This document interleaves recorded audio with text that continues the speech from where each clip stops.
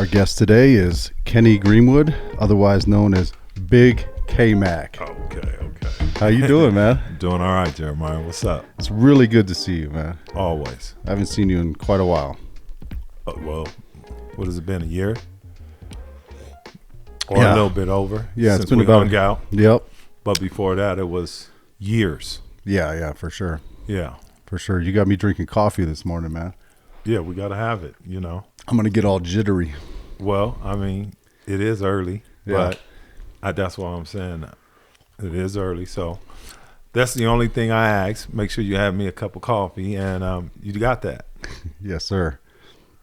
So how you been, man? What have you been up to? Man, how I been? I've been all right. I've been working. I just been working, focusing on family, rebuilding. I caught a Fed bid, went to trial, lost, caught a Fed bid, was blessed to be able to be here today for another chance. So I'm going on 4 years. In the next 30 days, it'll be 4 years I've been out from doing an 11-year Fed bid. So grateful. Life is good. I'm very grateful. Yeah, it broke my heart when I heard about that, man. Because I seen you right before that when you had the location over there. The store? The store. Yeah. I didn't want to say it. Oh, it's okay. When you had the store. It wasn't like that. Yeah. It's a legitimate business, man. You know, Yeah. It was just associates dealing, and whatever corresponded didn't come out of there. It was outside of there. But that's when I had my little convenience store. Yes. Yeah, I remember I used to go over there, and I went there a couple times. Mm-hmm. And all the other guys that were there, they thought I was a cop. Yeah, well, because you're a white guy taking care of yourself, meaning your physique and stuff, and the way you carry yourself. You don't carry yourself as a cop. You just carry yourself as a strong individual. Your demeanor, but that's there. You can't judge a book by its cover. Yeah, no, I just thought it was funny. I always think it's funny too when they think that about you too. Yeah. I see it. You see it? You see why? No. Yeah. No, all they got to do is just talk to them, and they'll see this guy's not a cop. But at the same time, come on now. Like, I ain't got no cops around me. And if I did have a cop around me, I'm going to let everybody in the house know, like, this guy right here is a cop, So respect his profession, but Yeah, I always thought everybody always thinks that about me. I was out with my buddy Corey one night, and there was a guy outside on the sidewalk downtown. you do look like a Lakewood police officer. Lakewood specifically. No. I don't think I've seen a lot of the Lakewood police I've seen. They're short, man. They're like, they're shorter and out of shape. And I knew a guy, Lakewood cop, who could have been your twin brother. I'm more like an Aurora cop. Yeah, one of them aggressive, big white dudes. Ready to put his hands on someone. Yeah, aggressive. Like, Yeah. whatever. Yeah, no. So that was like the first time that I was sad, man. No. The second time I was sad when I heard some stuff about you. The first time was I actually seen you in the Denver County after you had gotten shot.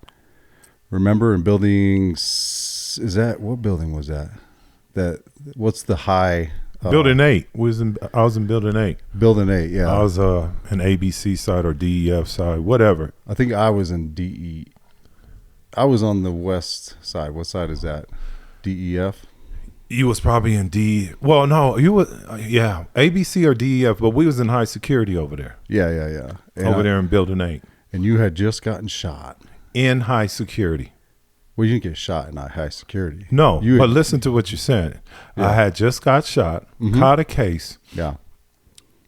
Healing, not even. I think I was like 30 days after I had got shot. Caught a case, got set up, and was in high security jail. And the funny part, and I got shot 4 times to mention. So I was healing. I was messed up. Remember that? You still had open wounds. I still had open wounds. I had 2 open wounds because I got shot twice in my stomach and 1 in each arm. And do you remember how I was like bent over? Mm-hmm. Yeah, I was in pain, and I had to go every day to get rewrapped for my my wounds and stuff. But the crazy part about that, and this is a true story, Jeremiah. My brother and the guy, my witness. True story. I get caught up for a case. Me and my little brother, we get caught up for a case, gun case. Well, it was drugs and gun. They run down on me, take me to jail. Me and my little brother. We go to jail. True story. Listen to this.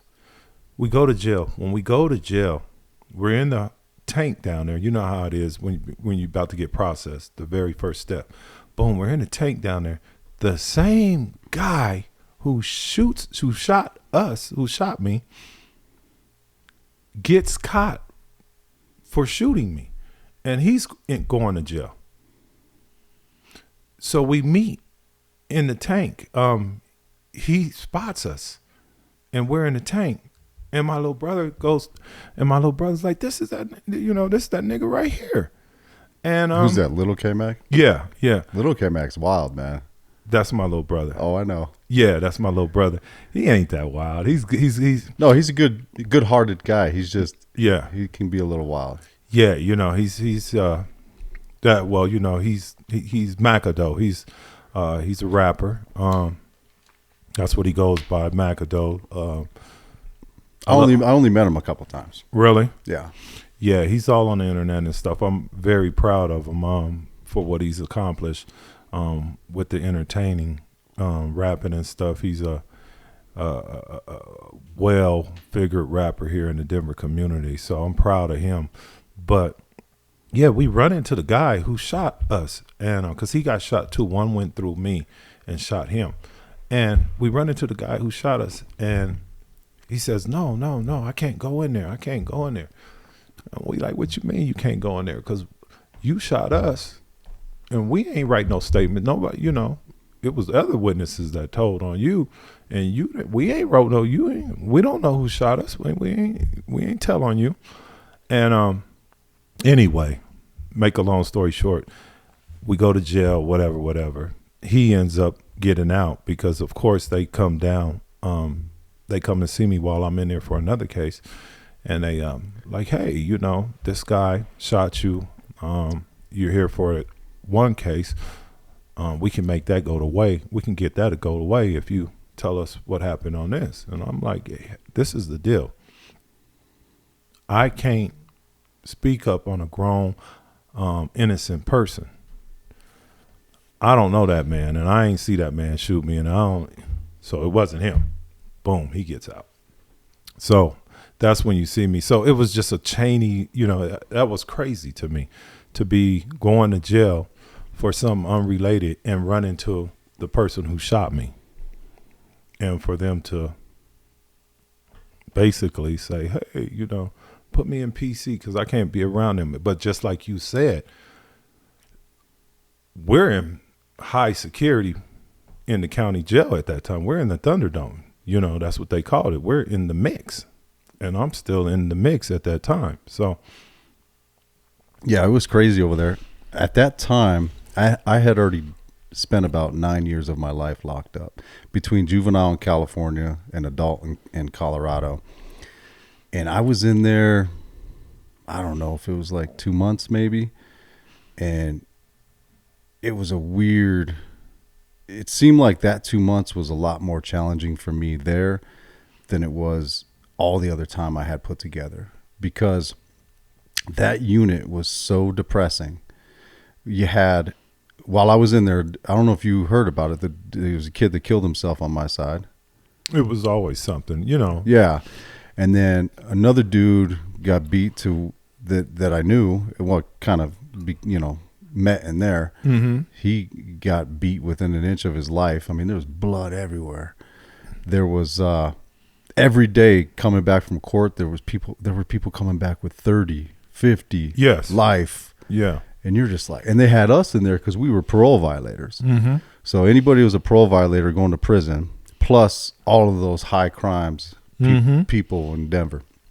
And then I seen you in there. We were talking at the fence that day that separated the two sides.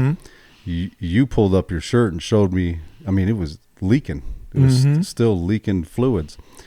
And then you said, I'll show you really quick because and remember on that picnic table back there was all those Crips. On your side, it was nothing but Crips. I think you might have been the only blood on that side. No, it was a ham. It was, you give me 3 or 4 of us, we good. Yeah, I don't get, it's 3 or 4 of us, we rocking, But we used to that. But it was mostly Crips on that side. Yeah. There was a ton of Crips. And you said, I'll show you real quick because I don't want these dudes seeing any weakness. Yeah. And thinking they can, take a chance. Well, when you showed me, I was just like, man, that just broke my heart because so all those things culminating. And then my daughter, I talked to her one time when I first got in there. She was crying. She's like, you promised. Because after spending all those years in prison and then going back, and then she was on the phone crying, saying, you promised you would never go back. And so just everything was like, it was like so much more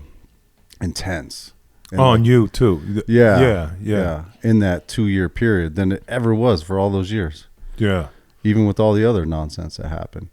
But it was just so saturated in such a short amount of time. It was like every day there was something. Every day there was something. And so when I mentioned that about you, it's because you were always an interesting person to me. Because here you were, OG, big K Mack. Every blood in Colorado who was a blood or thought they were a blood or wanted to be a blood, they all heard about Big K Mack, even if they never met you. Everybody heard of Big K Mack. And so here's this like larger than life figure.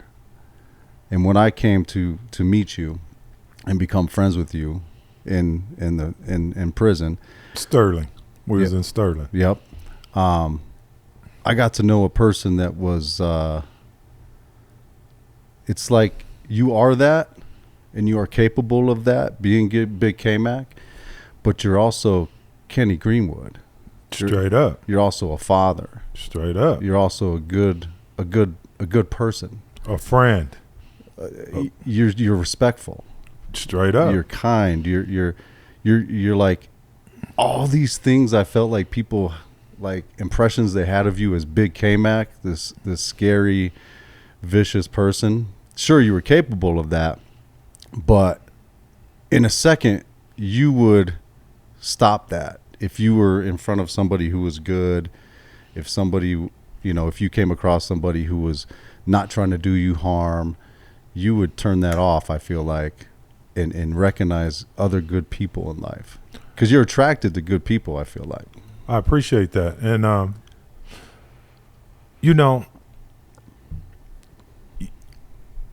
you got to learn, and I've learned it. You got to learn. It's like a volume button. Sometimes you got to turn up and sometimes you got to turn down. And you can't be too turned up to miss the blessings that come your way, or the people, or they're all blessings. People, situations, opportunities that come your way because you're too turned up. I've learned that at a young age. I learned that. But again, you hit it on the dot when you said respect. I'm a man. I was raised by a man. I was raised by a father. This episode is brought to you by the Josh Henry Workshop, where craftsmanship meets purpose. Whether you're in the kitchen slicing up dinner, out in the woods, or just need a reliable everyday carry, the Josh Henry Workshop has you covered. Every knife is handmade and hand-forged in the good old USA in North Carolina by a veteran-owned small business that puts heart, heritage, and pride into every blade. Michael, what do you think about the Josh Henry Workshop knives? Jeremiah, I love the quality of the Josh Henry Workshop knives. These are not mass-produced tools. They are custom pieces built to last with real attention to detail. So if you're looking for a knife that works as hard as you do, check out the Josh Henry Workshop. You'll find your new favorite blade, and you'll be supporting a small business that truly cares about the craft. Visit the Josh Henry Workshop on either Instagram or Facebook at Josh Henry Workshop to learn more or to place a custom order today. I wasn't not raised by a father, so saying that, I can't relate to a lot of men, a lot of us that was not raised by a father, because I was raised by a father. So I'm very grateful for that. But to say that all is to say that respect. It's all about respect for me. I'm a very big person on respect, Jeremiah. You respect me, I respect you. I don't bluntly disrespect nobody. Yes, I can get very disrespectful. I will get very disrespectful if I feel disrespected. Other than that, it's a respect thing. It's always been a respect thing. If you respect me, I respect you. And as far as everything else I remember being young and trying to reach that goal of being looked at as a hardcore individual, as a person not to be fucked with, as, to the outside. And in the inside, and it still is kind of like that, because I have a demeanor and I have and I just know this about myself. I have a demeanor where, I don't smile too much. My daughter even tells me all the time, smile, smile. People who know me tell me, smile, smile. You have a beautiful smile. But I really don't smile that much. But I leave that for the people who know me, because everybody don't get to deserve to get that from me, that kindness and stuff, because any and everybody that knows me knows that I'm a kind-hearted person. I'm a good person. I'm a giving person. I'm a God-fearing person. But they manipulate that and they abuse that in you, or they look at it as being soft or whatever. And it's the environment that I have put myself in. And, that's just the environment that I have put myself in the gang world, in the street world, in that kind of environment. So saying that, but I always want to be looked at as a respectable, God-fearing man, and just a man, just a human being, a man. But again, it's all about the respect thing, Jeremiah. It's like, if you come with that respect, I'm going to give you the utmost respect. Now that we're 50 years old, if I feel that energy, that vibe, that negativity, I'm not the one to sit up there and be trying to check you on it. I ain't got time for that. I got other business to tend to. I got to go be checking these kids and stuff, my kids, family members and stuff on theirs. I get away from that stuff. I try to get away from that negativity. If you ain't on nothing positive but it's funny, because at the same time, I have a passion for the youth. I have a passion for our youth. I have a passion for giving back, helping out, talking. I have no problem helping and talking to the worst of juveniles, because if you think about it, we were once considered that, delinquents, violent offenders of juvenile, whatever. I was, and I wasn't like, I wasn't. I'm just like, yeah, you labeled me this as a kid because I had a couple felony menacings or whatever, and this, that, assaults and stuff. But, this stuff comes with the territory, but it's not like I'm just out beating people down on the bus stop, you know what I mean? Just like violently running out there as a kid. I was in the era that I grew up in. It was more, because the Damus is so. At that time, it's different now. We were so under. The numbers was so different. It was 10-1, so it was more about, just protecting ourselves or whatever. Because like you said, there's a whole bunch of Crips over here, and it's only a couple of us. So it's always being on a protective. You got to watch yourself because they'll get you, So saying that, respect is a big thing. Always with me. It always has been. Yeah, you and I have known each other. I think we were about 23 years old. I think about 23 or 24. Mm-hmm. And I've known you for about 26 years. Mm-hmm. And I've never seen you be a bully. I've never seen you use, because you're big now. Mm-hmm. But you were much bigger then, or not maybe much bigger. I mean, we were small because you're still big. Well, we were smaller then. This is the biggest I've ever been. Meaning, Well, I'm at 245 now. Back then, we was at 220. But you know how it is once you. But the weight was in your shoulders and arms back then. Where's it at now? I'm just kidding. I thought I've been working on my shoulders and arms for real. What are you talking about? I'm just kidding. I know my waist has got a little. Some of my weight's in my waist. Well, yeah, for sure there. No, but what I mean by what I'm saying is, you've always just been so approachable and so relatable, and so I wonder, my question is, how does Big K Mack become? How does Kenny Greenwood become Big K Mack and become this figure that everybody talks about and everybody, tells stories about, and becomes this mystical, feared person that everybody talks about? Big K Mack. How does it start? Yeah, how did it start? How did that happen? It happened. I'm from the projects. It happened in the projects. I'm from the Stapleton Projects, which is in the Globeville area. So I'm from the projects. I was a project kid, born and raised in the projects. So it started in the projects, Northeast Denver, in the 80s. Going towards, I was in middle school in 88. I was already a gangbanger. It started when I was young. Anyway, I see some guys. I don't even see some guys. I got a friend.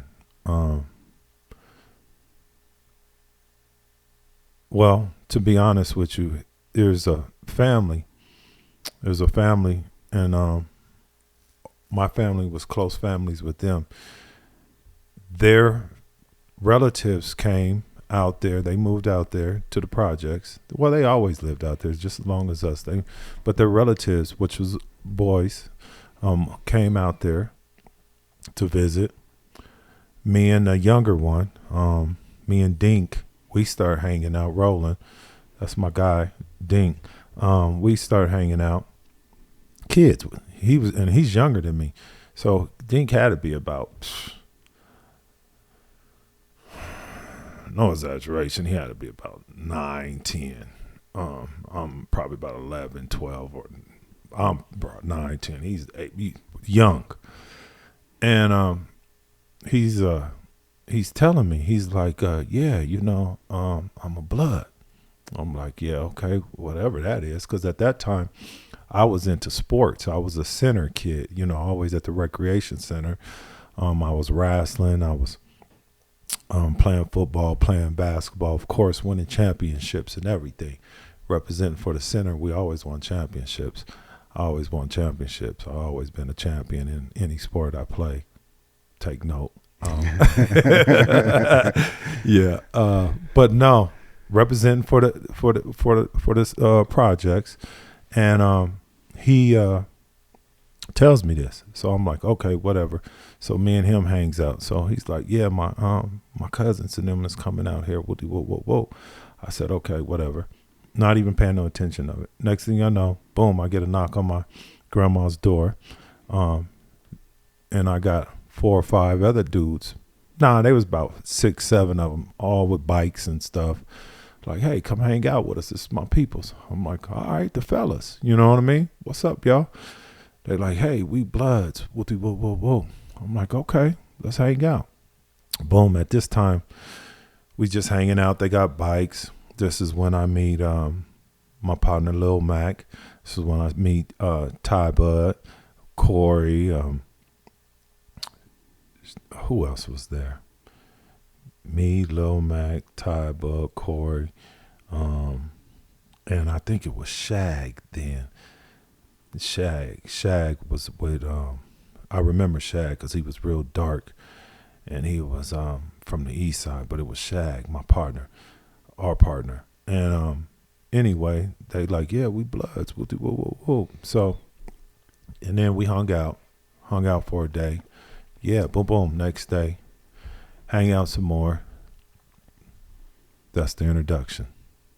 Ever since then, it was like, it started just like that. Just hanging out 2-3 days. And then from there on, it was nonstop. I think because at that time, there wasn't no other bloods in our projects. And I literally come from a project. The projects that I come from, I literally seen another Crip gang be formed.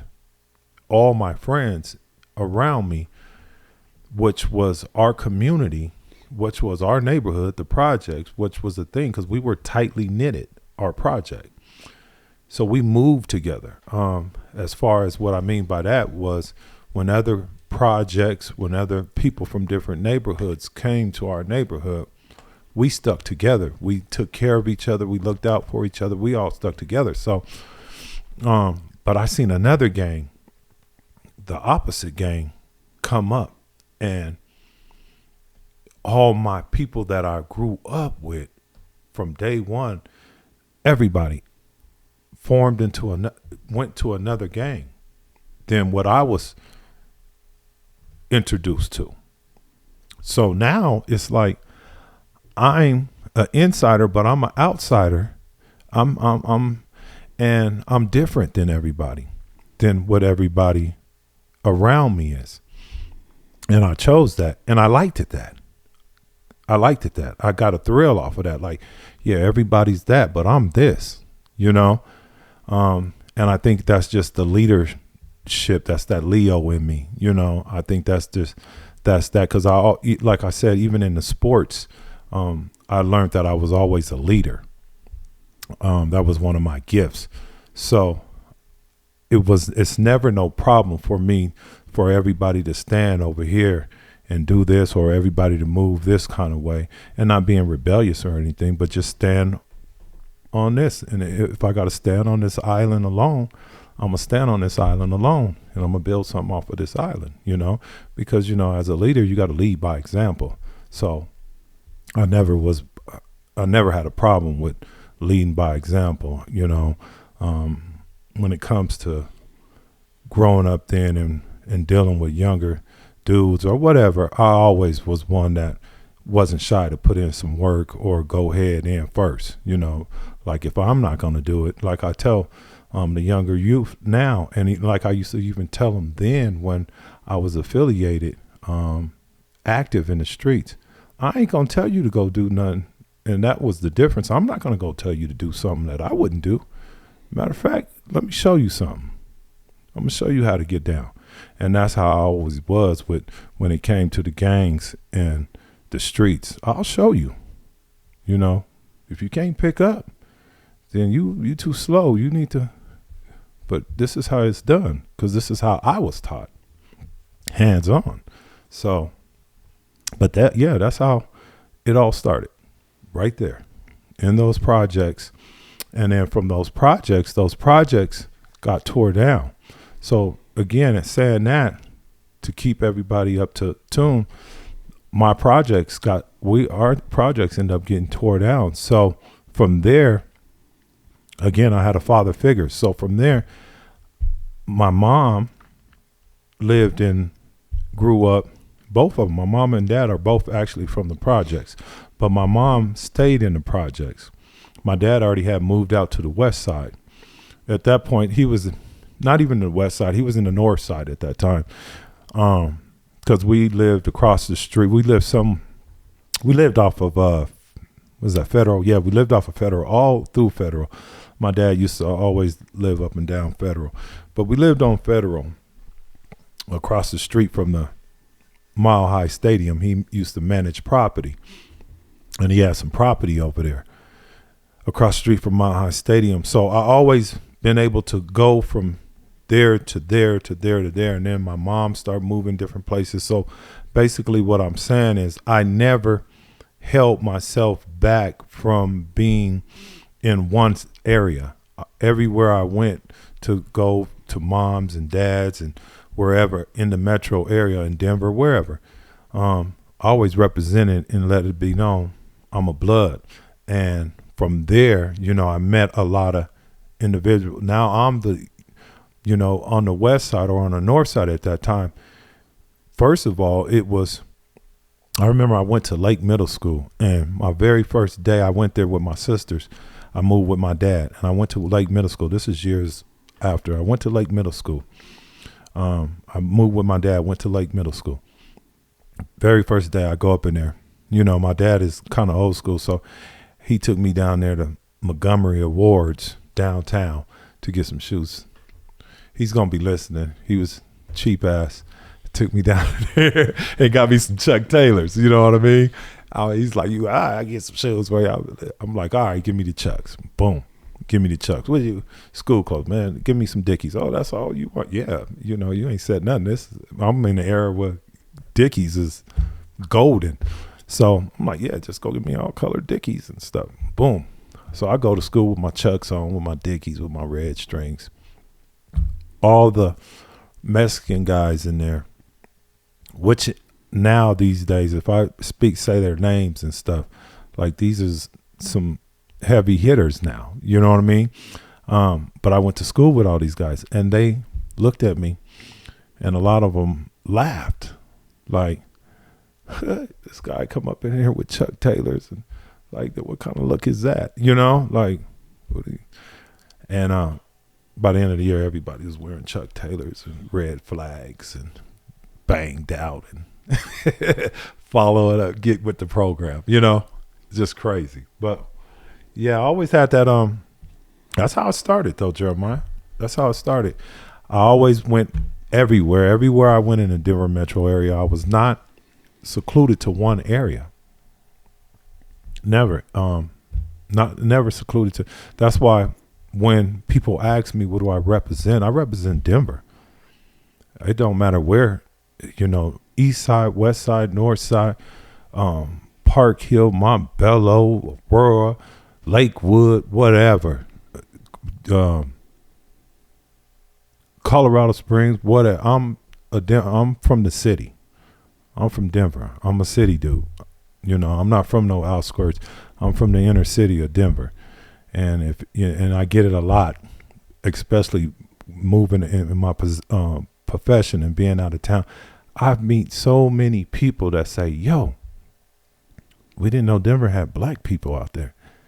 And I'm like, really? And they like, yeah, you like a real black person too. Like, you a real nigga. I'm like, yeah, I am. Like, yeah, in Denver.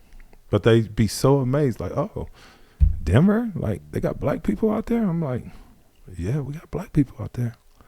You better watch it out. Don't go out there sleeping, So you're saying that Big K Mack, I'm gonna make a joke here, that Big K Mack was formed, and the mystique and the legends of Big K Mack were formed because Kenny Greenwood has good leadership skills. No.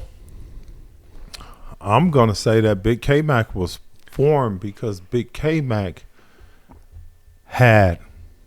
was able to get some good game. I got some good game at a young age. I was in them projects, I was raised around hustlers and gangsters and pimps and at that, and good game. I got some good game I was able to pick up some good game from a lot of elders, and I did a lot of. I was quiet a lot and soaked up a lot of game, and instead of always talking, I learned early just to soak up the game, and I soaked up the game. And again, a lot of people liked me. A lot of heavy hitters liked me.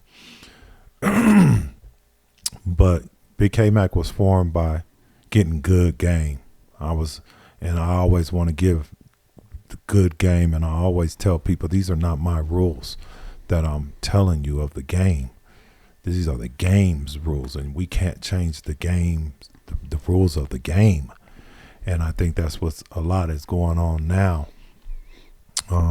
With the street culture and the street, they ain't getting a good game. They didn't get a lot of good game because they was ripped from that, because that game was, the system did their thing on us. They took us away from a lot of youngsters like me. I've been gone for the last a decade, and a lot of these new generation guys, they don't know me, Jeremiah. They don't know. I'm just a thing of the past. You know what I mean? They don't know me. So they don't know it. They don't respect it. And I understand that. And I'm not the one to sit up there and push that on you, telling you who I am and you going to respect me. No, I ain't going to do that. I ain't going to do that. And then a lot of times the only thing they respect now, which is understandable, is you being big time, you being bling bing, or, that's what they respect. They respect that only until they get it, until they sit down with you and because I'm a kind of big homie to all youth, where I'm going to tell them, just like I used to be told, and I thought it was weird back then to be told, don't do that. Don't do that. You're going to crash. Don't do that. From a big homie. You stupid to go do that. Because then I got other big homies like, come on. Let's go put it down. And that's what I wanted to do then. Go put it down. Go put a name. Be looked at as hardcore. But yeah, no, I'm the one that's going to tell them, nah, don't do that. Do it this way. And not just don't do that. Do it this way. I got resources for you. I can put you on. I can go this way. You can still be from where you is from, but it's a trap. Don't get trapped up in that system like I did. And I'm just telling you what I've out of experience. It's a trap. Don't get caught up like that. You can go this way and still be from your area. There's nothing wrong with you representing what part of Denver, what part of your city, your neighborhood, just period, your neighborhood. There's no problem with doing that. But do it in a positive way. You can do it in a positive way. You can do it by upbringing your community. You can do it by giving back to your community. You don't have to do it by being dangerous in your community, pumping fear in your community, And it's more powerful when you do it in a positive way. Your legacy will last longer. And that rock that you putting down and you building is going to be solid instead of on the messed up foundations of, just negativity and evilness and whatever comes with the gang life and everything. So, yeah, sometimes I think about it and I think about all the time I wasted, and that's what that's what happens with a lot of these things. You waste a lot of time, especially if you end up getting incarcerated or something like that. I tried to make the best out of it. I never would have. I don't think I would have worked out or got to the point. I'm not as big as I was then, but I wouldn't have got to that point of working out and got into health if it wasn't for jail. Yeah. Oh, Jeremiah, like you saying, there's a lot of things that Man, that's a good one. There's a lot of things that being institutionalized, being incarcerated shows you. It's like a militant. You have to be on a militant kind of schedule, and it shows you a survival skill, and it brings out a survival skill in you that, you know, you have to be able to catch on, or you know how it is. But to say is that a lot of things, techniques that I learned in prison, I utilize today still. And it gets me by, you know, like I'm in the trucking business. And when you go on the road for a couple days, weeks, months, whatever in the trucking business, and I don't know if this is institutionalized thinking or what, Jeremiah, but you're in that little space and you're in a survival mode. And at times it does feel like you're in a little cell, but at the same time, you're thinking to yourself, I can just walk out and I'm free, you know. So and I'm getting paid, you know what I mean. So this is sweet, you know what I mean. But you do be confined to a space. But to say that is to say that a skill that I learned is to store food, to get necessities to what you need. Yeah, you know what I'm saying? Like security. Man, to survive, you know, you gotta get your oatmeals, you gotta get your peanut butters, you know, especially if you're taking care of your body. And something stuff. as simple as just a little bit of money, you know, making sure you have money. Yes, so you don't have to rely on anybody else, and you don't be built like a trucker. You know, see, you know, I be trucking and stuff, but I ain't built like no trucker. I ain't up in there going to every gas station and pilot and eating that, you know, gas station food. Like I'm not doing that. Yeah. I'm going to the supermarket and whipping me up, and I'm eating healthy, and I'm hitting the gym and stuff. I don't have to go to the truck stop to take a shower. I got a membership. I go to the gym and take my showers and stuff. But yeah, but even going back to what you just said, prison, jail, it makes a lot of boys. It turns boys into men. It will turn a boy into men. It can help you as a boy going into a man. It can teach you because you're around other men, older men, younger men. It depends on what crowd you're going to be around. But you know how it is in there. You know, you've got older men that will pull you up on your stuff and tell you need to settle down.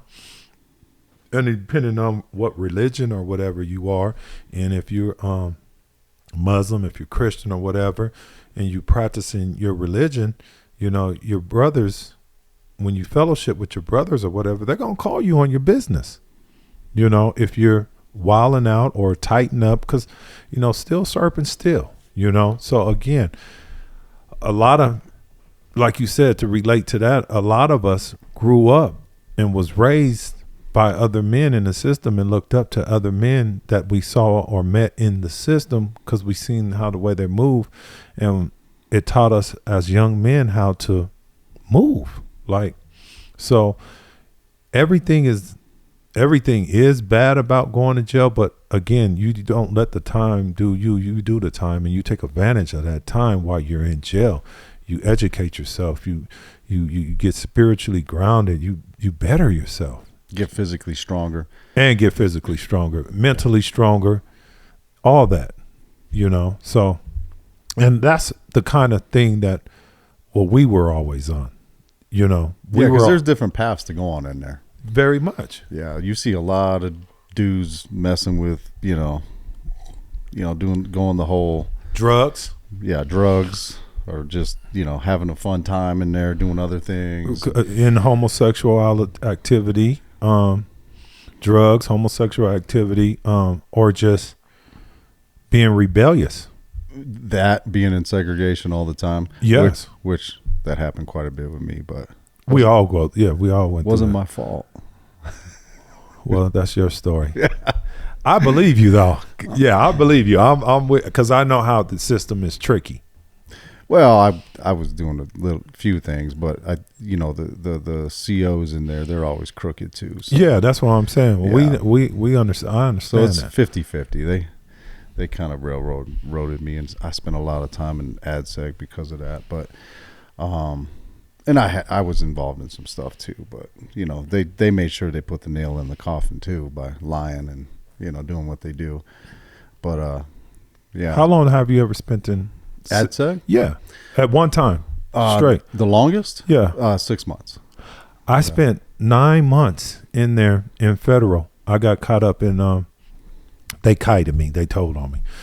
Everybody was telling on me in there in the feds, and I was doing my thing, and I did 9 months in SEG in the USP Florence, and at this time I was FCI. I was medium pointed, and when they came and got me, literally my unit manager, cold case, locked the facility down, came and got me, walked me right through the middle of the yard in front of everybody, took me straight to R&D, patted me down,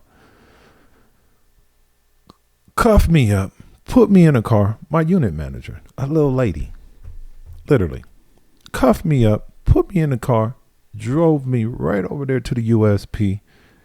Because it's like the same facility, right? It's the same facility. It's on a compound. It's the USP Florence.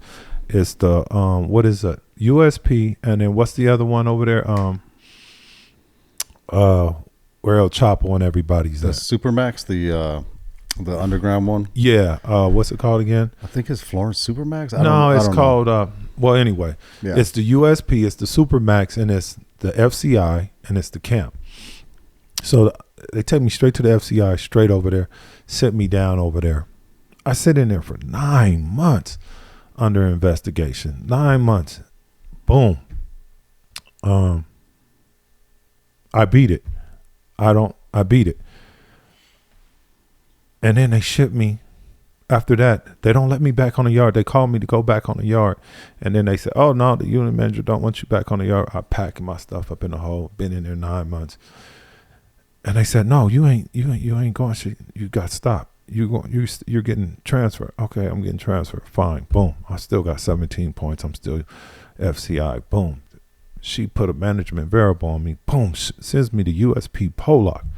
I'm like, oh, my God. You know what I mean? Now I'm in bloody Pollock. Crazy. Explain what Pollock is for people who don't know. It's a USP in Louisiana. It's a United States. It's a high security prison in Louisiana.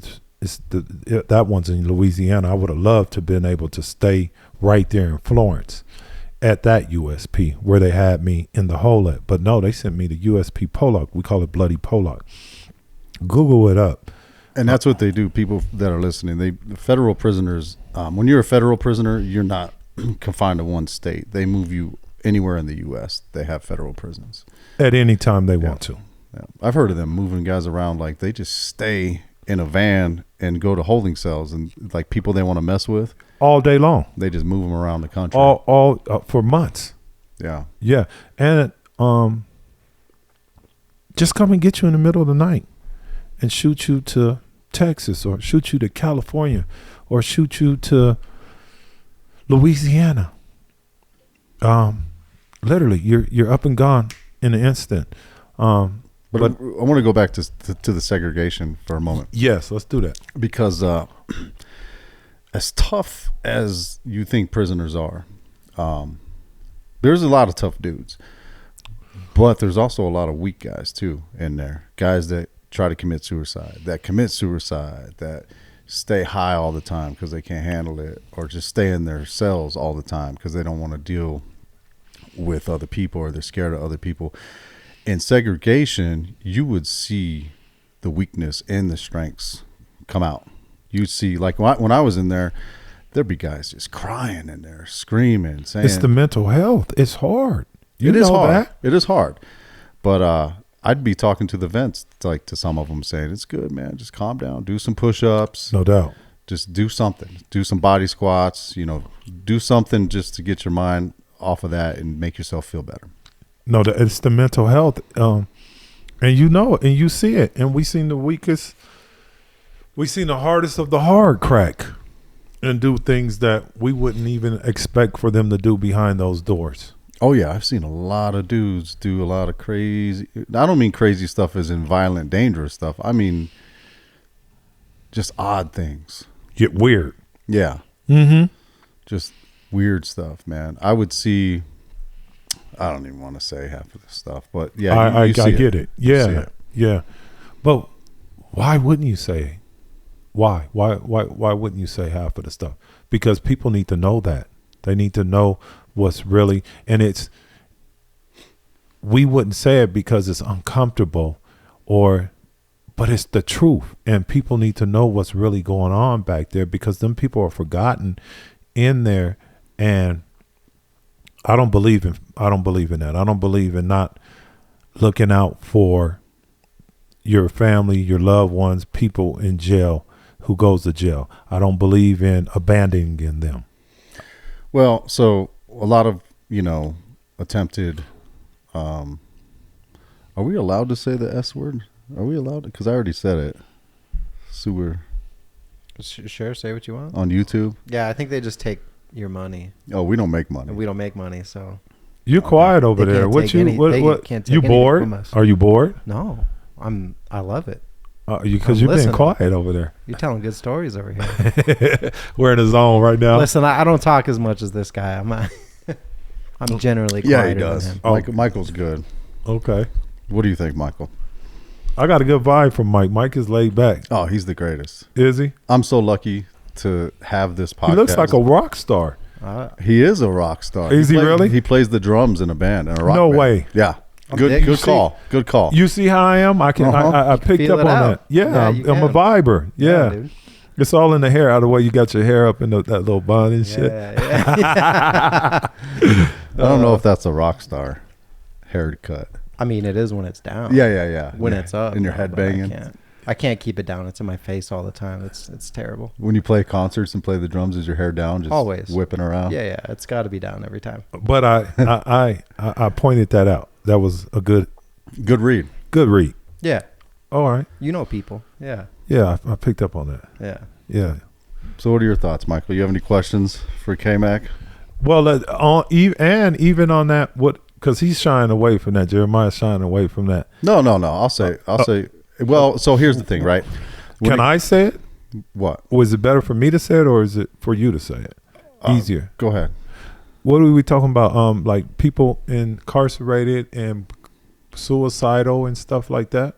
Well, a lot of that, a lot of the drug use, a lot of the Sexual stuff. the sexual stuff, and that's the one I was kind of staying away from because there are people who are homosexual Yeah. in the world out here, and but a lot of the guys in there who are homosexual, that for a time Hide it.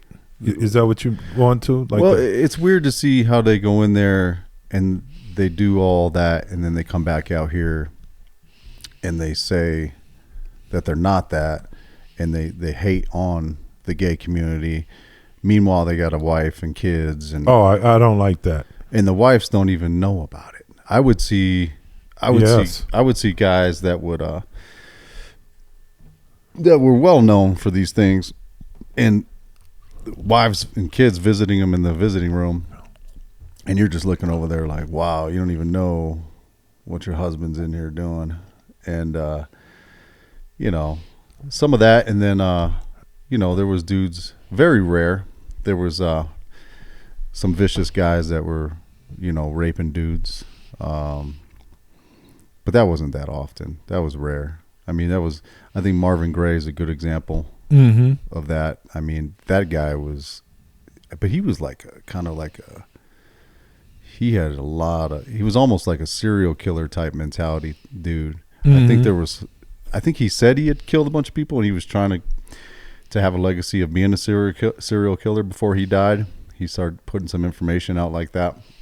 But he would wait to see, because they would have those powerlifting competitions in prison. Right. He would wait to see who won the powerlifting competitions. Did you ever meet him? No. but I've heard all the stories. I wasn't in the same facility he was in. He was over in Lyman where he was doing all that. What did he end up? Now, what do you mean, where did he end up? Like, where's he at now? Yeah. He's dead now. Exactly. Yeah. I think he went to CSP and eventually died in there, if I remember correctly. And to bounce, cancer, I think. Yeah. And didn't he get out and didn't he get out and do some raping women or something after he got out or something? I do not recall. It wouldn't surprise me. I think he had a lot of that in his past. He started confessing to doing a bunch of stuff to women, but I think he was trying to get that whole recognition as some crazy serial killer type guy. And I don't think the police suspected some of it wasn't true and he was just embellishing. Well, but let me finish.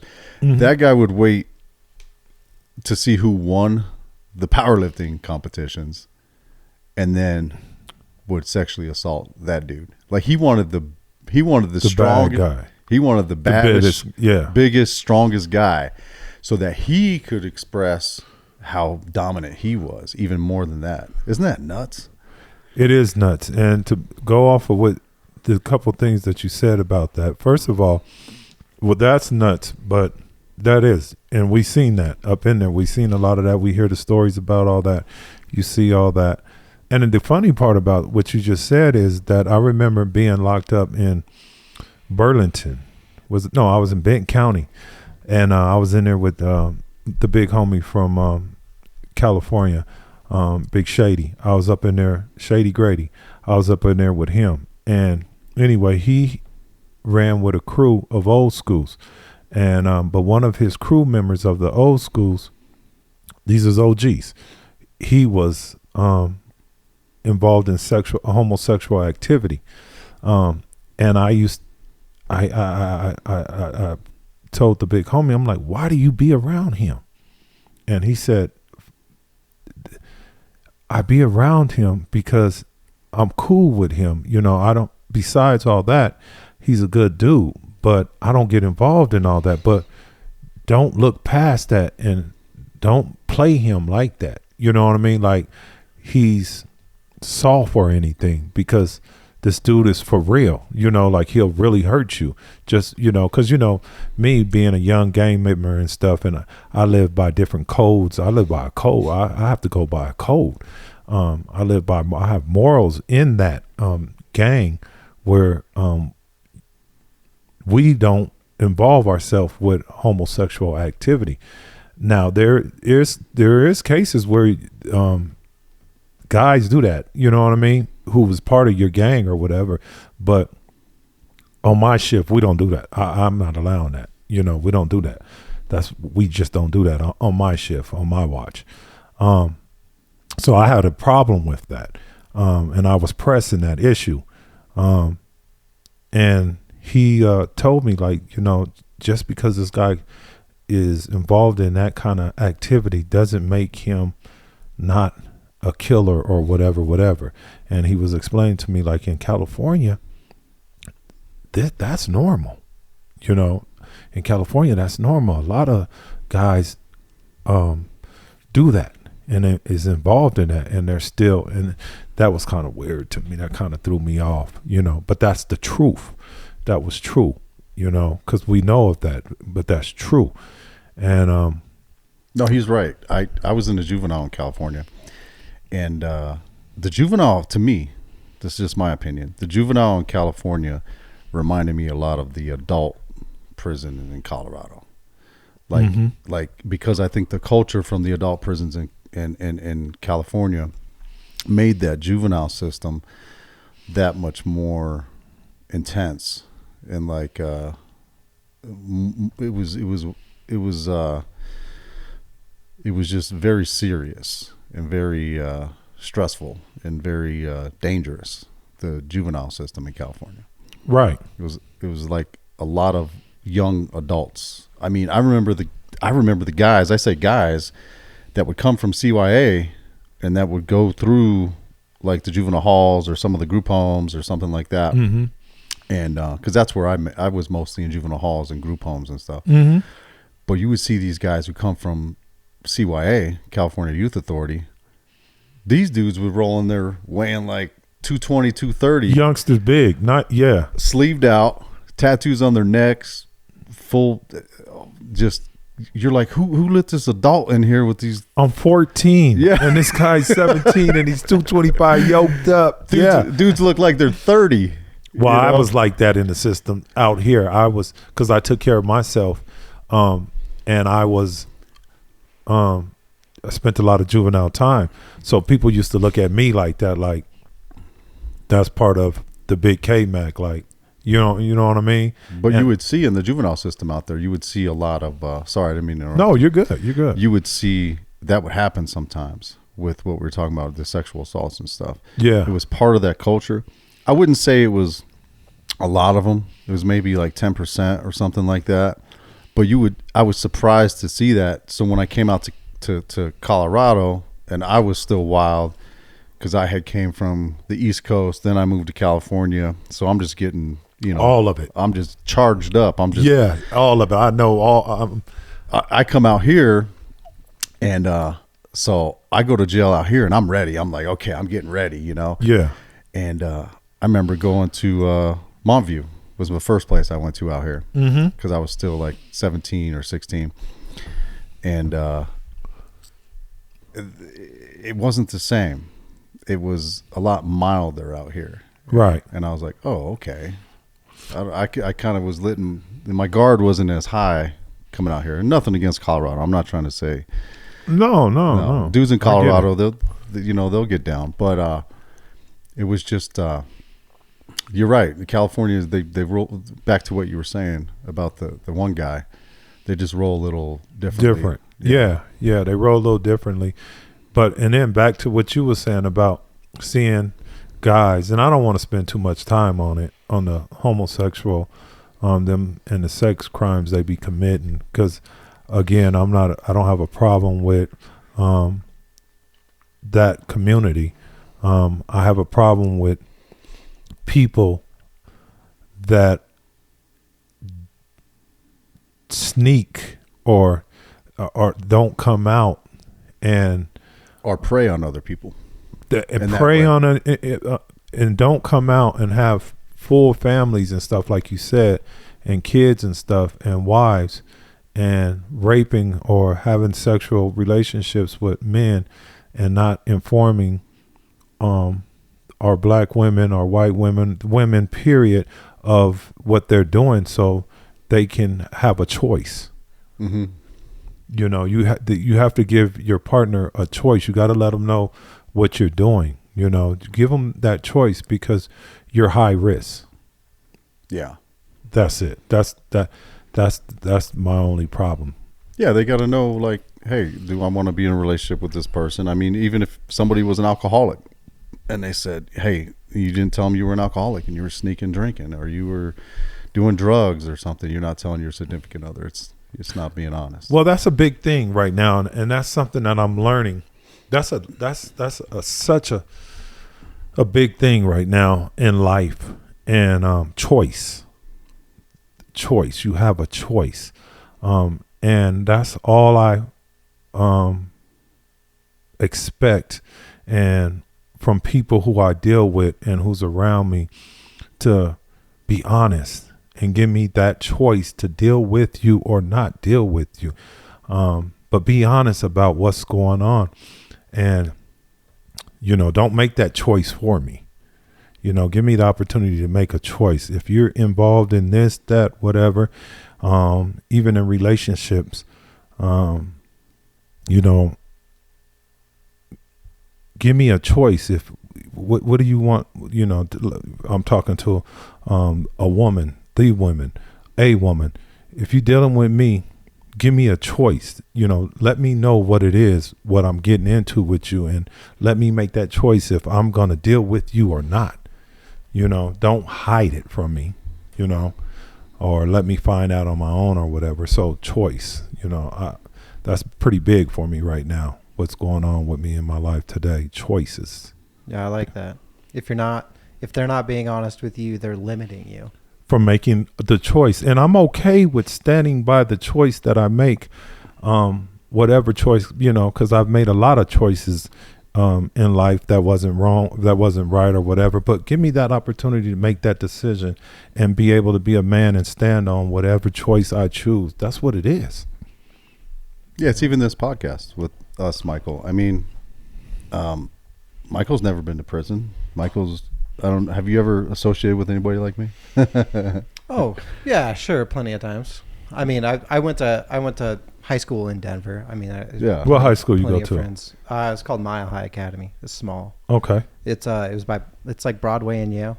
Okay. Yeah, Okay. but I knew plenty of people who ended up in the system, and then, actually, funny enough, what's it called, Montview? Yeah, Mount View. Yeah. I mean, I went there a few times. My church went there. I played music there. Sweet. Play the drums there, so I knew. And I had friends that ended up there, and then I met again, like I hadn't seen in years, and ran into there. So, yeah, I've associated with people that have done time, but not me myself. Mm-hmm. No. But and so what I'm saying is like, so he does this podcast with me. Mm-hmm. So he made a choice, having information, to say, hey, is this someone I want to associate with? And he decided that he wants to.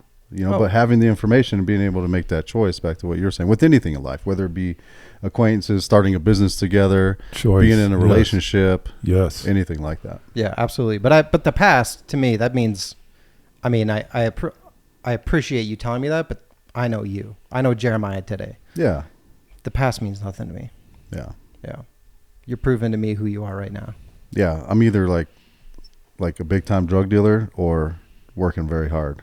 From what you I don't have Yeah. you ever as being a big time drug dealer. Never. Then I'm working hard. Yeah, I don't. I just ain't got.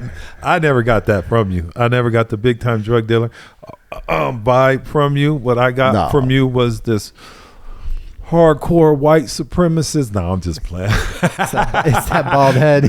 Yeah. No, but no. What I've always got from Jeremiah is me. Yeah, speaking about the white supremacists, we used to freak people out in there a little bit, because it would be, No doubt. it'd be him, me, and Santa Stevens, which was a Mexican kid, and we'd be out there. We used to run, and You put me on that too. yeah, I salute you for what you're about to, but go ahead. yeah, we used to do the Power sprints. the power sprints. That's right. Yeah, you put me on that. I do them from. I don't believe in running from this day from the speech you gave me. It changed my whole outlook. Literally, my whole workout thing. The speech you gave me and how you broke it down to me, Jeremiah, affected me, and it still does. And I repeat that speech to everybody else. I don't even remember what I said. You told me, you said, Kenny, you run around this yard, you work out, you run around this yard, you're doing 2 and 3 laps. What do you want? Do you want a body of a sprinter or do you want a body of a runner? And I said, you said, think about it. I said, a runner, they all slim and skinny and they lose all their muscle and their mass. And you said, now a sprinter, look how the sprinters are built. They're strong looking. Whoa. Made perfect sense to me. And you can still get your heart rate up, and your legs just. Anyways, let's not even go down that path. But my point was, I'm like selling it again. Yeah, He didn't even know. He don't even remember the line he gave me, and it forever changed my workout. I swear to God. I swear to God, it forever changed my workout. What he told me, and I went back and did my research, and it made total sense to me. yeah. I don't want to be built like a runner. I would rather be built like a sprinter. Yeah. They have perfect physiques, man. It's crazy. Yes. So we would be doing those, and we would just do just a workout for whatever, an hour or something, In the middle of the yard, in the middle of the yard, in the middle of the grass. in front of everybody. Hispanic guy, black guy, and a white guy, and all the Hispanic dudes would be walking around looking, what the hell is Santa Stevens doing with those guys? The white dudes would be looking, what the hell is Jeremiah doing with those guys? And I don't know, the black dudes, they were cool there. They didn't really. Yeah, don't question me. They don't question. They don't question. Yeah, you're crazy. Don't Are you question crazy? Yeah. But at the same time, no, not saying it like that, but for real, saying it like that. Because at that time, in situations like that is my getaway from all the politicking and everything, and to be able to have different kind of conversations. Again, going back to what Jeremiah said, it's a balance, and that was a balance for me. That was a sane moment, instead of always being caught up in the politics and insaneness and this and that and that and this. That was a sane moment for me, where it was a peaceful moment where I can be, escape a little bit. Exactly. And Jeremiah can ask me questions about this, that, and the other, and picking my brain and saying, hey, they got you out. Everybody talks about you around here like you, whoa, but you seem cool to me. I'm like, yeah, I'm just like you. I ain't above you. And you know how Jeremiah is. He's like, well, this is how you need to do this. And I'm like, all right. And then you got to humble yourself to listen to this guy, this white guy on this yard with these politics and going down, schooling you and giving you some game and being able to soak it up. And then at the same time, genuinely making a relationship and having you know what I mean? Yeah. So that by itself is cool shit to me. Yeah, that's different. That's the kind of stuff that I like. That's networking. That's getting outside of the bubble, not always being in the bubble, and then coming home and still having that connection. And then as of today, being able to sit here 25 years later and have conversations like that and being in this environment. By the way, you guys, this dude has a major gym in here. His gym is so hard up in here. And like I told him, I'm ready to work out. Thank you. It's a nice gym, man. You like it? I very much like it. Yeah, I love it. I don't use it. Right now I'm building the house, but my plan is I want to get back into it when I'm done building the house. The boys use it though. They do. Yeah, they're solid, man. That's dope. You putting them on early, huh? Yeah, that's dope. I don't let them lift heavy though. Reps, because they're only 14, 15. They lift heavy when I'm not around. Yeah, they come down here and get it. And then they're like, this hurts and that hurts. I'm like, I told you, stop lifting. You got to build that foundation first, and you got to do that for a few years, I feel like.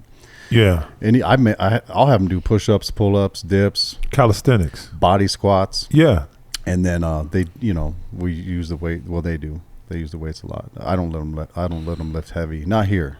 At school they'll lift heavy. But yeah, back to the that was fun too, because Santa Stevens was fast. I think he was the fastest Hispanic dude on that yard. And Santa Steven, as you remember, Richard Santa Steven? Rich? I do not Lucky remember. Lucky B. He was the little homie. Yeah, Lucky, that's right. Yeah. I remember that. He was swagged out. He was swagged out, and he was good on that basketball court. So who was really good on that basketball court? Who? Reggie Carter. Pint. Yeah, he came on the podcast not too long ago. I think I seen him. That's my guy. That's our guy. Remember, he was like, 5'10", used to dunk. Yeah. Crazy. He had them calves. But, his knees went bad. That was my celly and stuff. Yeah. Pint. Yeah, that's my guy. I seen him on here. Yeah, he was great, man. Yeah. I remember we all used to talk because, Pint, Pint always had a good head. Yeah, he's on the show, great guy. Yeah, he is. He is. Guy. He really is. He doesn't switch up. He's always been a good guy. Always been the same. Always been the same. Yeah. Yeah, so there was a lot of racism in prison. That's where I was kind of touching base on that, and it was interesting, man. It was interesting to me to see all the racism, but half of the white guys had kids that were mixed. They'd have like half Hispanic kids on the You streets. knew that, but you knew that. You knew that because you were half Jeremiah's asking everybody questions. It doesn't matter who they are. all the black dudes had half white kids on the streets. The Hispanic dudes probably not so much. They probably just had mostly Hispanic kids. But we us black guys, we loved our Hispanic women. That too. Yeah, so they're mad at that. Asian, well, black dudes love everything. Yeah, we don't discriminate. But Me too. I've got 4 kids by 3 different races. So No doubt. And nobody would even see that. Even with, nobody would even think that about you because, you look like the typical white guy. Like, oh, thanks. No, I'm just saying you look like a white guy who is, no, I'm aware. A rural police kind of white guy. Yeah, I'm aware. He's got a certain presence. Yeah, but he's so he, and that's how he gets the women. What do they say? Use it if you got it. Use it. What do they say? Use your privilege if you got it. Use it. I've seen. Don't waste it. What I'm saying is, I've seen this guy in action, and that's all I'm saying. Oh man, I've seen all his children, so I've seen him in his younger days in action. Yeah, like smooth in the gym, working out. In the gym, working out, and getting that money. Yeah, I kept up with him. This guy was big and strong, and I was keeping up with you. I was never really that strong. Yeah. Oh, oh man, you're just diminishing what I was doing right there. Okay, well, go ahead with it. No, I'm kidding. But a lot of, and I don't want to spend too much more time on this prison politics stuff. No doubt about it. We're just kicking it though. We're just. And people in prison would hate that I'm saying any of this, but I'm not going to call it fake, but I don't think it has to be as bad as it is in there, the way people make it with the racism and just hating and the negativity. I feel like it is that way for survival purposes.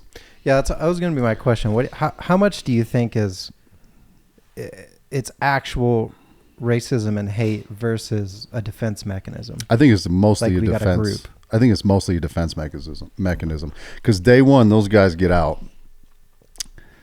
They're back in the world where they have to mingle with all the people that in there they act like they don't associate with. And then they're working next to people that they would say they would never associate with. They're chasing girls that are of a different race. They're making babies. Now their kid is half of what they supposedly hated in there. And it's just, I think it's a defense mechanism and for security. What do you think? You're just listening.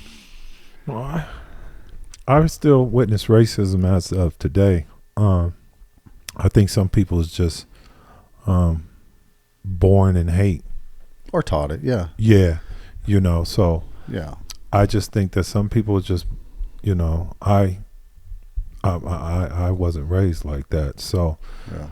But I still I witness racism every day. Still, as of right now, I'm out in and no, not bashing Ohio. Are you in Ohio now? I'm stationed out there. I still live in North Carolina. But I'm stationed right now, working in Ohio, and Columbus, but I'm talking about Ohio, and as a whole, very racist people out there. Yeah, Dave Chappelle lives out in Ohio, and he said he talks about that, but he makes jokes about it, but he talks about it a little bit. How do you like? So you said you're in North Carolina? Yes. How do you like it back there? I love the weather. I love Charlotte. That's what I was going to ask you about. The weather. Is it you like? Oh, I love the weather. The weather is the bomb. I love the weather. I love the ocean. I love the culture. I love the culture. When I say that, I love the black culture out there because it's not as rich as it is. The black culture is not rich here as it is out there. And that goes because our black communities is not as big here as it is in cities like that. I love the opportunity that is presented out there. What I mean about the culture is, they HBCUs,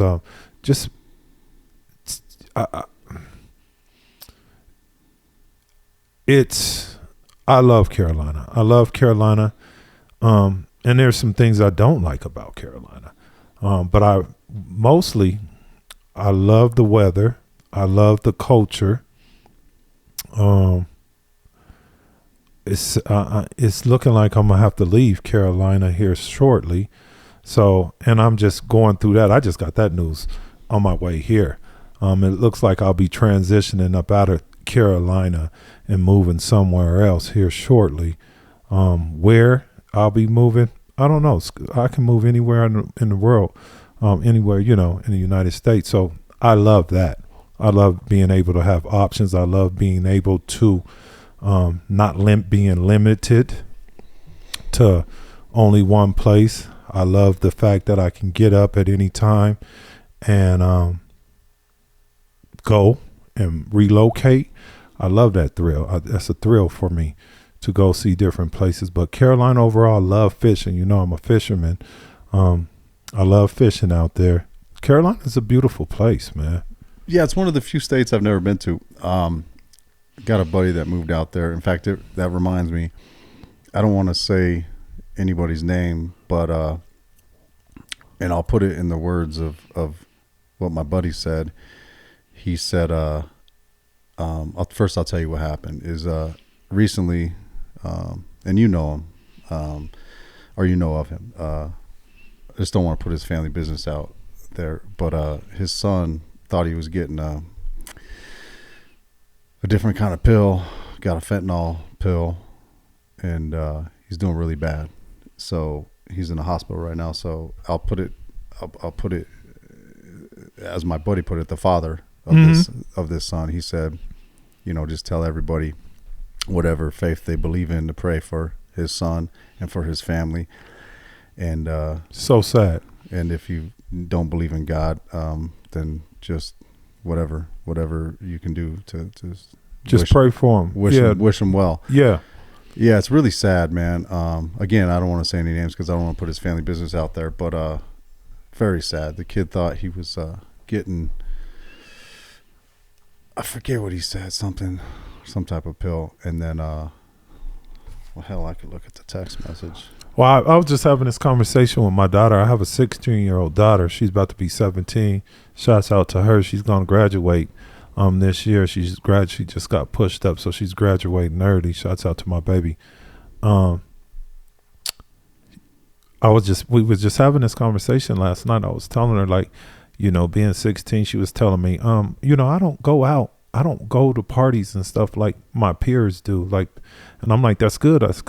But we would sit down eating, and I was telling her, I said, well, at parties and stuff, when you do start going to parties, you don't, and I'm gaming her, and I told her that. I said, I'm telling you game right now. I said, you don't never let somebody bring you a drink. You never do that. You don't accept a drink what somebody brings you. You don't do that. Food. Yes, none of that. You don't accept that, because, and then it went into the drugs, because she was telling me, when she goes and jumps on the bus, she said now they're smoking weed on the bus, on her school bus. And I said, they're smoking weed. She said, yeah, they're smoking weed and stuff. And I'm telling her, I said, you don't hit nothing. You don't hit nothing. You don't take nothing, because people are dying. Just having these conversations with the kids because of situations you don't know. And what they're giving y'all, when I was growing up, we wasn't worried about that. We didn't have those worries of, and one thing I be wanting to tell these kids and stuff is it's a fad. It's a thing, because again, I'm 50 years old. I'll be 50, but I come from an era where, and what I've seen in my life is I've seen crack. I've heard of the heroin stage. I wasn't there. I'm a 76 baby, so that's when it was going on then. But crack. Then from crack, it went to, I think, meth. Or no, that's way after. What is it? Acid. Oh, I'm just saying. Yeah. Crack, acid, mushrooms, which is still around. Ecstasy. I remember ecstasy was the biggest thing going on. Everybody, you on nitrous? A lot of people were doing nitrous. Ice. Yeah. What ice is meth, right? I think so. Yeah. Probably a variation of it. Yeah. Yeah, it's crystal meth. Yeah, crystal meth. Ice. I remember that. And these is stages, primos, snorting. Before I went to jail, a lot of peers of mine around me was snorting cocaine. I remember being in parties and being places and being that, because I'm drug free. I've never done no hardcore drugs in my life, and I'm very proud of it, and I'm very against it, very much against it. I'm pressed that issue. I don't want that around me or around my family or my loved ones, because you act different. You just turn into a different person. But they were snorting cocaine, and I'd be around my peers, and I was being looked at as like, the outsider, like I was weird, like, because you're not in here snorting lines with us. And it's like, no, y'all being weird, and I'm telling y'all that's some bullshit to do that. I'm knocking you if you're doing it. I'm telling you, don't do it. I don't care how you feel about whatever, listening to me or whatever, but that's what it is. Don't do it. Don't snort no drugs. Don't shoot no line. Don't do all that. And then now it's fentanyl, and it will pass too, and then it's going to be something else. But don't get caught up in the times of what's happening. Stay away from them drugs. It's be careful. The thing about fentanyl is, beyond getting high and having fun, there's like a whole political movement behind it. There's a couple countries out there that are intentionally flooding America, trying to kill our people.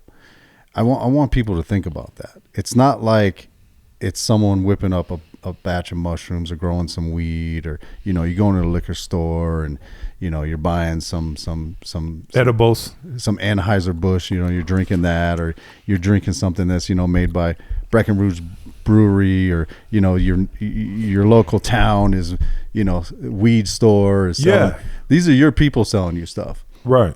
This, which isn't going to kill you. There's one of the biggest country who's doing this is China. China is intentionally flooding America with fentanyl, trying to intentionally bring down the social morals and ethics and fabric of Americans. Yeah. to make us weaker. I mean, so people, when you even think about doing fentanyl, know that you are playing into this bigger picture that is destroying your family in another way. Not just because you're doing drugs and you're stealing from your grandma, or you're doing this or that, and you're not taking care of your kids and you're affecting your family like that way. And that way, you're helping another government take down your country. And that's the agenda behind that fentanyl. It's crazy. Like, most of that fentanyl, almost all of it, is not even manufactured here in the United States. Well, I went to prison for drug crime, so I don't know nothing about it. I try to, and I understand what you, but I don't want to, just stay away from it, so. Yeah. I looked up that message from my buddy. He said he thought he was getting a Percocet, but it was fentanyl. A perk. Oh, okay. Now, yeah, there we go. Now, again, another fashion of drugs coming in. And, Pills. perks, those always been around. But I remember when I got shot, true story, when I got shot, they had me on, what is that? I could push a button. What did they give you? Morphine? Oh, my God. I shot that stuff up in me. I was sweating and seeing. I told the doctor said, no, that's okay. I say, that was a crazy experience. I'm not taking that. I'm not. And, they just have me with the button in critical, when I'm in there in the hospital, and I'm just pushing the button like, yeah, like it ain't nothing happening. I'm in pain. Man, no, because I'm not a drug taker. Right. So, no. Hit you hard. Oh my God, some of the worst worst in being shot, and I was reliving everything. Yeah, I couldn't. No. So let me read what he said. He was found unresponsive. He's talking about his son. Terrible. And barely breathing. He suffered a severe amount of brain damage after aspiration and an unknown period of time with low oxygen. Over the past few weeks, he has been breathing on his own, reduced the amount of medication needed for sedation, and has become mildly responsive. Last Thursday, he said his first words. He can sometimes answer yes and no questions. And yesterday, he smiled big at a reference I made to one of his and his, I got to change the name here, his and his stepmom's rap songs from like 8 years ago. So it is encouraging that he seemed to respond to an old memory. He talks about how he was accepted to a children's hospital back there. And then I wanted to just read this part here. He said, this is the part I was talking about. So this kind of encompasses everybody. I love this guy, the way he thinks. He said, if you pray, please pray for him. If you don't, please just wish him well. So that's the situation he's dealing with. And that's terrible, man. It is for a parent. I can only imagine. Yeah. I can only imagine. I feel sorry for, as parents. It's even like I've lost a nephew recently in the last year or so. And the effects that it has on the parents is devastating, and these kids need to know that. Man, it's devastating, and it changes a lot. It affects people. It affects your moms and your dads for you youngsters. If any of you guys are taking the time out to listen right now, think about that. Think about how it's going to affect your loved ones of your actions. In yourself, man. I mean, you only have one life to live. This is your only chance. Like you can't hit the reset button. You can't start over. You can't die and then say, oh shoot, send me back. I'm going to try that again. I love that. I love what you just said, because I say that too. This is not a game. You cannot push the reset button. This is not Call of Duty or whatever. You have one life to live. And again, you need to take it serious. Again, saying that, I had to come to grips with that myself as a man, and not being able to keep going into the cycle of the streets and stuff and being in and out of jail. I had to say, hey, now I'm at the back end of my life, because I'm 50. I would love to be able to see 50 more years, but realistically, who knows? Like, that's not really, really to say these days. For a man, what is it, 75? Something like that, 76, 78. Yeah, 76, 78. So, let's talk real. Like, I got 25, 30 more years left on the back end. So now I'm fighting against time. I ain't got no time to be back in jail. I spent all my retirement time, shouts out to you. You about to retire too real soon here. But I spent all my retirement time sitting in jail. So I'm on go now. I got to be on go, and I got to be on go until, and I'm being real, I got to be on go until the day I die. Until the day I die, I'm going to go to work.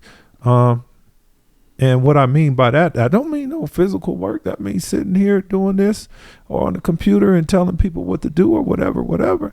But I'm going to be at work. But I got to work because I've wasted a lot of time on the front end and not being able to have it on the back end. And that is a reality of the choices that I made being young. For sure. Unfortunately. Can we take a quick break? I want to go use the restroom. Yeah. No, we're rolling. That coffee, man. That coffee. You have me drink that coffee. I'm with it. I need a bathroom break too. Yeah, 1 second. We'll be back. All right. Yeah, you can go. There's a bathroom right here at the top. Show me. Let me use the bathroom. Let me turn this call from my dad. See what's going on with him. Check on the old man. Man, we just ripping and run, just talking. Yeah, dude. We're an hour and a half in. Oh, really? Yeah.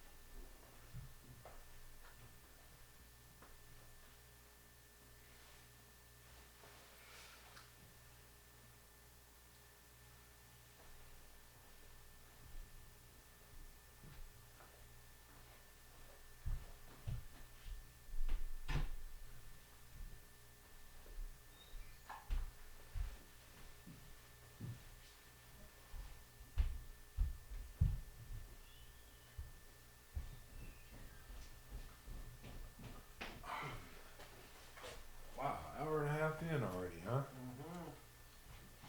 No, it feels good to just kick it with Jeremiah. Yeah, when was the last time you guys saw each other?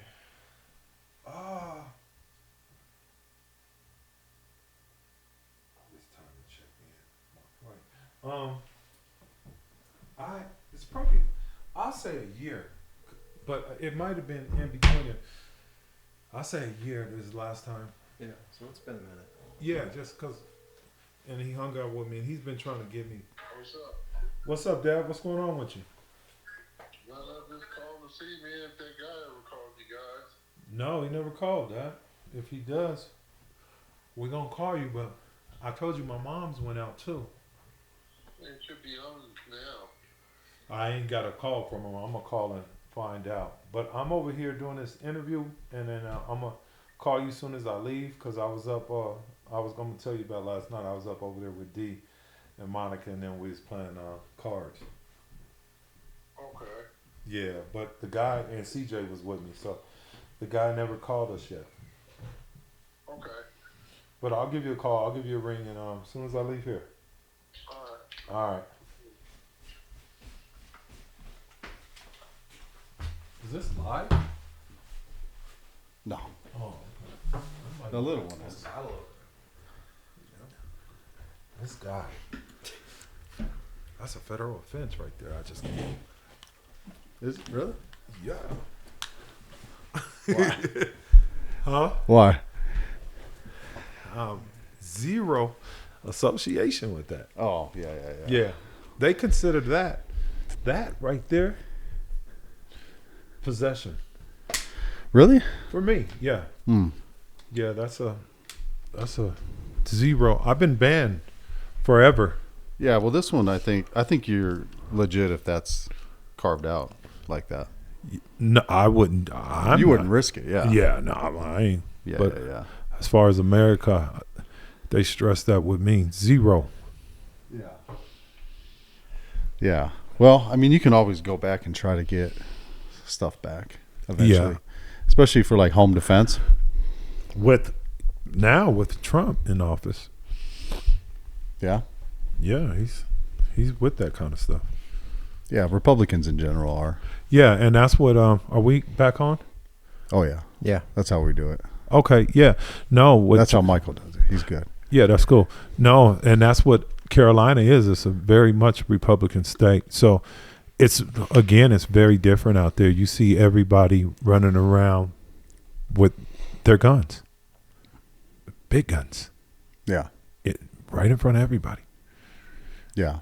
I don't mind Democrats or Republicans. I'm kind of just depends on the issue is where I'm at on it. You're independent, I mean, I just freestyle. it depends on the issue, you know. Yeah. Where I don't think like if I get with this group and they're like, we all got to do this, and you're like, whoa, wait a minute, I don't agree with that. Then I'm not that group anymore. Or it just gets weird with the Politicking. yeah. Yeah. I just like to be where I want to be on a particular issue. I just don't like the extreme left and the extreme right people that are just, you know, they don't want to work with anybody else. Starts coming cultish, Yeah. you know, Yeah. freaky. Because we all have to live here together. We all have to, you know. Do you find that you can find that in religion too? Oh, yeah. Oh, yeah. There's some people in religion that are just wild, man. Yeah. In a religion that you might be associated with. A lot, though. Like, For even sure. In any religion. For sure. Yeah.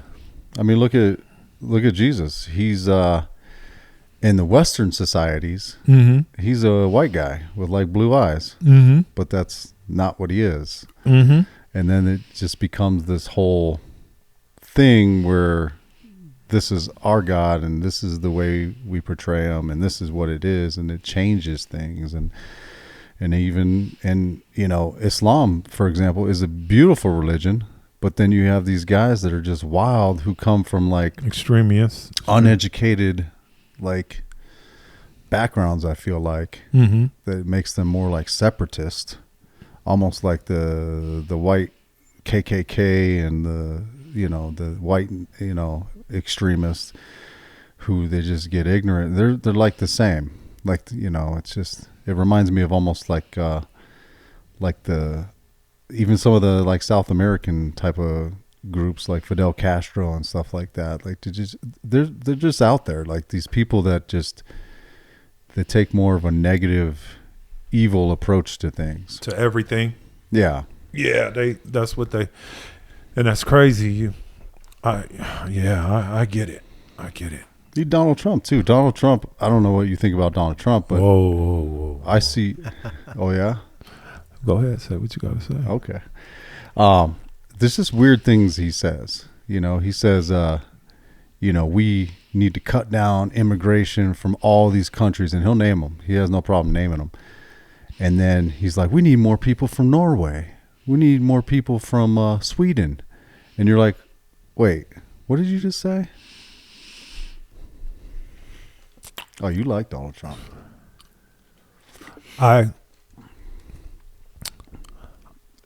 I'm just like the rest of us. I like him 1 minute and I don't like him the next minute. Yeah. You know, just like the rest of us. I agree with some things he says and I disagree with a lot of things he says. But my overall opinion of Donald Trump is that besides, you know, I always be looking at stuff in a gangster kind of way. No, for real though. My opinion of Donald Trump is that besides El Chapo, I think he's the biggest gangster of my lifetime.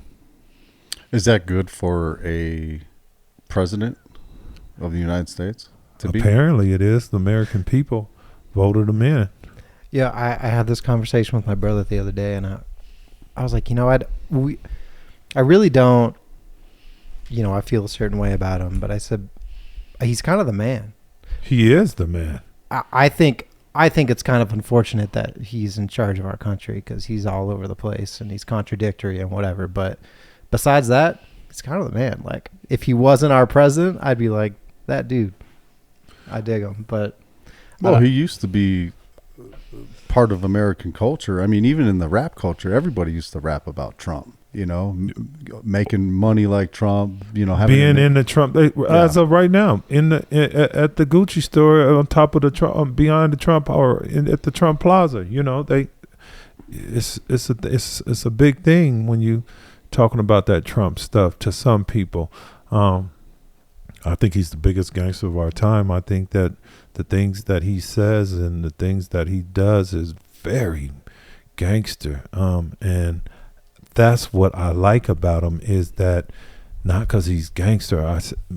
What I like about him is that he gives it to you. He gives you him.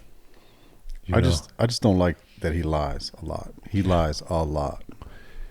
I think all politicians do. For sure. Right, but he was also the guy who said that he was going to clean the swamp. Because politicians lie, he was going to come in and be straight up. And that's not what he's given us. I don't want to turn this to a big conversation about Trump. I don't think any of us do. I dislike the guy for the most part. Besides the fact that I just said he's the man. Yeah. For the most part, like I said, I dislike him some days, and I agree with him sometimes. But me being an American citizen, and being proud to be American, and loving my country, loving the opportunities that I got, and very appreciative of the things that we have in this country, because I am very appreciative of it. I don't agree with it. To say what to say is, I really dislike our government, and how the way it's designed. It's designed for me as a black man. I think it's designed for us to fail. I know it is.